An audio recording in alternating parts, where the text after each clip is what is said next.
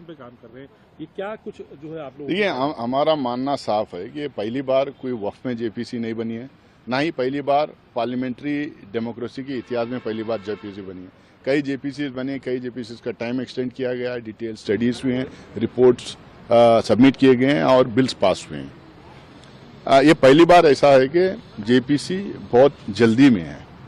Time इस JPC को जो एक्सटेंड किया गया है वो last day of the budget session, यानी कि वो जो second part of budget session होता है उसके आखिरी दिन के पहले कभी करना है। ये कौन सी ऐसी जिद है कि आपको जो है 31 के पहले करना, 29 के पहले करना? क्या इसलिए तो नहीं कि आपको लग रहा है कि इसका फायदा आपको दिल्ली इलेक्शंस में मिलेगा? क्या इसलिए तो नहीं आपको पॉलिटिकल रीजंस की वजह से इसका फायदा उठाने के लिए आप ये इतना जल्दी कर रहे हैं? भाई, जो प्रोसीजर्स लेट डाउन है जेपीसी की रिपोर्ट बनाने में, कम से कम वो तो फॉलो करना चाहिए। और यहाँ पे स्टेक होल्डर से बात की गई है, बहुत सारे ग्रुप्स आके बात किए हैं, अब डिपोजिशंस हुए हैं, कई ग्रुप्स को टाइम दिया गया है और डिपोजिशंस आने वाले हैं। उसके बाद में बहुत सारे लॉस इसमें इन्वॉल्व हैं, क्योंकि ये प्रॉपर्टी का मामला है, हर हिंदुस्तान की हर गांव की प्रॉपर्टी का मामला इसमें जुड़ा हुआ है। आज के नहीं, बहुत पुराने एक्ट्स हैं, लॉस हैं, स्टेट लॉस हैं, रेंटल एक्ट्स हैं, इसमें लैंड अबॉलिशन, ये जमींदारी अबॉलिशन लैंड है, इसमें इनाम अबॉलिशन एक्ट है, इसमें लैंड रिफॉर्म्स है, लैंड सीलिंग एक्ट है, बहुत सारे एक्ट्स इसमें इन्वॉल्व हैं। और उसको लेके कई सारे जजमेंट हाई कोर्ट में और सुप्रीम कोर्ट में हुए हैं। ये जब स्टडी हम करेंगे, सिर्फ वक्फ के लैंड्स का मामला नहीं, अलग अलग समुदाय के जो रिलीजियस इंस्टीट्यूशंस के जो लैंड्स हैं उसके भी बारे में खुलासा इसमें होगा, ताकि जो मालूम उनको भी नुकसान हुआ है। ऐसा नहीं कि सिर्फ वक्फ लैंड्स को नुकसान हुआ है, कई एक्ट से, कुछ एक्ट्स के वजह से जो है नुकसान अलग अलग समुदाय के जो धर्मस्थल हैं, जो पूजा स्थल हैं, उनके प्रॉपर्टी का भी नुकसान हुआ है। तो इसमें बहुत सारी चीज़ का खुलासा होगा। अब बहुत सारे स्टेट्स में जो स्टेट एक्ट पास की है और जो कोर्ट जजमेंट दिए हैं वो एक दूसरे से कॉन्फ्लिक्टिंग कर रहे हैं, उसको भी हम लोग को स्टडी करना है, लीगल ओपिनियन हम लोग को लेना पड़ेगा, उसके बाद में जो है अमेंडमेंट्स को सजेस्ट करना पड़ेगा।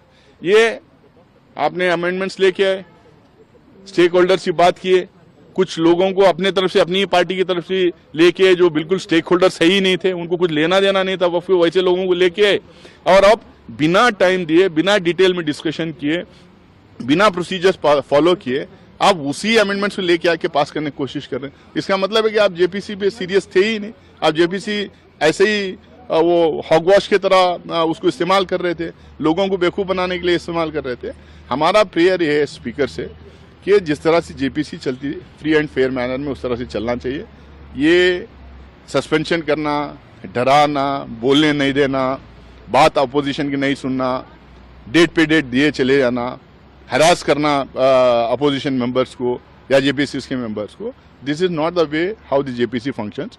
इसको जितना टाइम अभी दिया गया है पार्लियामेंट से, वो पूरा टाइम इस्तेमाल करें, एक अच्छा सा रिपोर्ट दें, ताकि वक्फ प्रॉपर्टीज के गवर्नेंस में और एडमिनिस्ट्रेशन में उसको सुधार हम लेके आए और ये जितने इश्यूज उठ रहे हैं उसको उसमें उन इश्यूज को ख़त्म करें और उसमें जहाँ पे भी लकूना है उस लकूने को ठीक करें।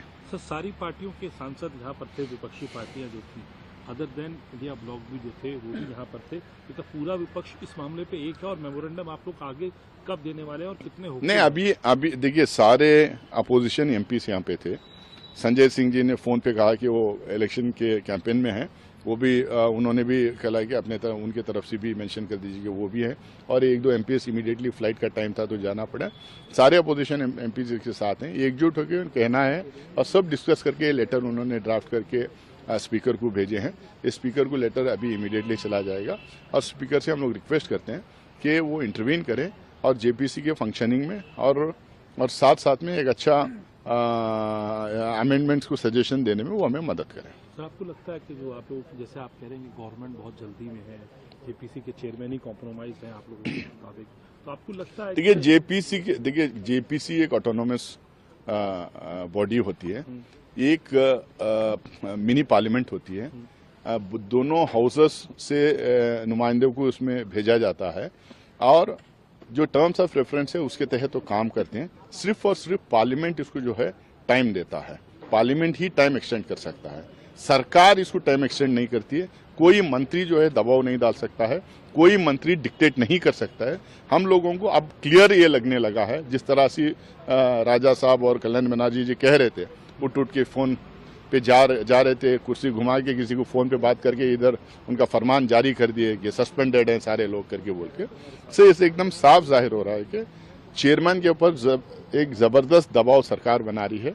वो चाह रही है कि 2-3 दिन में सारे प्रोसीजर्स बाईपास करके रिपोर्ट सबमिट करे, ताकि उसमें उल्टा सीधा लिख के